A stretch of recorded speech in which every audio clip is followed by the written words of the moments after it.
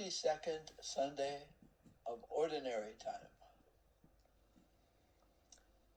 I want to refer to the first reading from Deuteronomy, where Moses is giving the people the law or the customs, and which will become traditions. And the reason he is giving this, and I want to read this to you, other nations who have other gods will say of Israel, this great nation is truly wise and intelligent.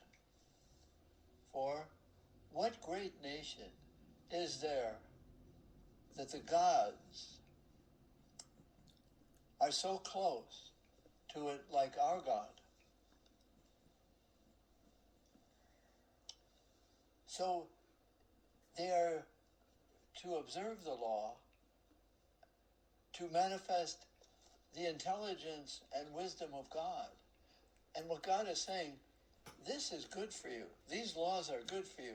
These laws will keep you from being like the other nations. And they will say, wow, they do what's good for you. And maybe they will be attracted to the people and the traditions of Israel. And that reading sets us up for the gospel. We are returning to Mark's gospel from 5 weeks with John, and as we saw last week, some were drifting away from Jesus. Your teachings are too much for us. We will go back to our old ways, and we will have to talk about what are our old ways. But the Pharisees and the scribes, of course, are always watching and complaining. Jesus calls them to task because they have added to, and in Deuteronomy, as we heard in the first reading, don't add to it and don't subtract to it. This is what's good for you. Do these and it'll be very good for you. You're doing it because it's good for you, and God is good for you, and he gives you a way of knowing what's good for you. Do this and don't do that. Doing that, whatever the don't is not good for you. And so Jesus says, you people, you religious leaders, you're piling up more of your traditions. Why would they do that? It's very interesting in our religious and political times. Like, how American are you? How much of a fan are you of this team? Do you buy their t-shirts? Oh, you don't have their baseball hat? Oh, you don't have their underwear? You don't have what really makes you a really dedicated fan or religious person. And there's a human thing. We want to be authentic. And you just do that. Well, if you really want to be authentic, you do two of those. Politically, you only gave $10,000 to the campaign?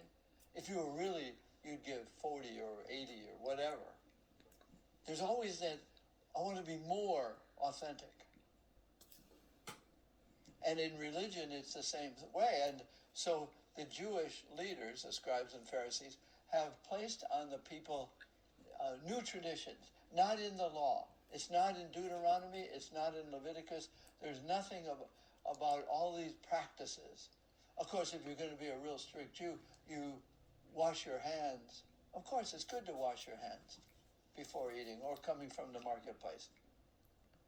But to do it for hygiene is a good thing.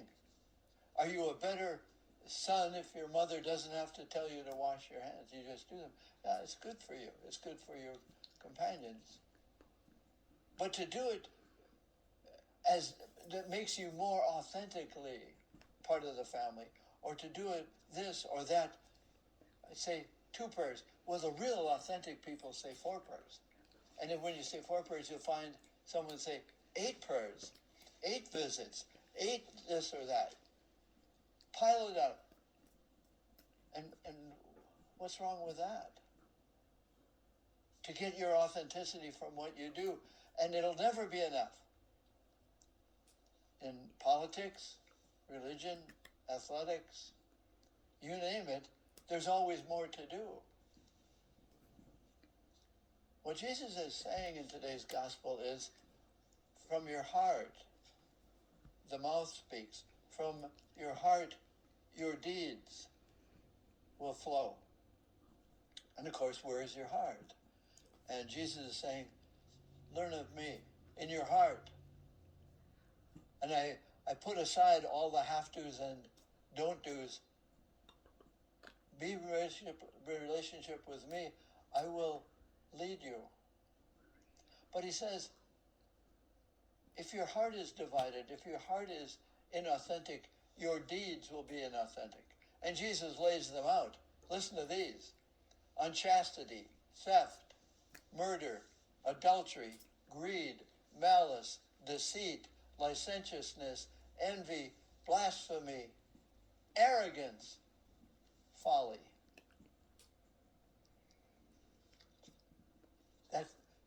Those are natural inclinations. Especially, I think, and I'd like to comment on arrogance. I will get my validation from what I do, how many I do, how much I do. And in my heart, when it's divided, then envy and greed, they seem all right. They are satisfying my need to be greater, to be more. And so people will say, not, what a wise people because they follow God. What a wise person because he or she follows his fallen nature. So Jesus is saying again, don't do things to be religious, to be more spiritual. Be who you are in your relationship with God. You will know what to do. You will know that thievery is not good. You know that.